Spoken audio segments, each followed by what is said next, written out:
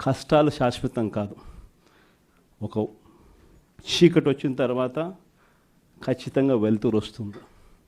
ఇది ప్రతి ఒక్కరం గుర్తుపెట్టుకోండి. చూస్తూ చూస్తూ కన్ను మూసుకుంటే 3 ఏళ్ళు కూడా అయిపోతుంది. ఈ 3 ఏళ్ళు మాత్రం గట్టిగా తోడుగా నిలబడండి, నాకు తోడుగా నిలబడండి, ప్రజలకు తోడుగా నిలబడండి. ఆ తర్వాత మళ్ళీ వైఎస్ఆర్ కాంగ్రెస్ పార్టీ మళ్ళీ అధికారంలోకి ఖచ్చితంగా వస్తుంది.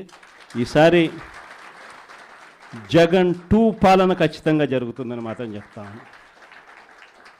ఈసారి జగన్ 2 పాలనలో మాత్రం ప్రతి కార్యకర్తకు మీ జగన్ తోడుగా ఉంటాడని ఖచ్చితంగా చెప్తాను.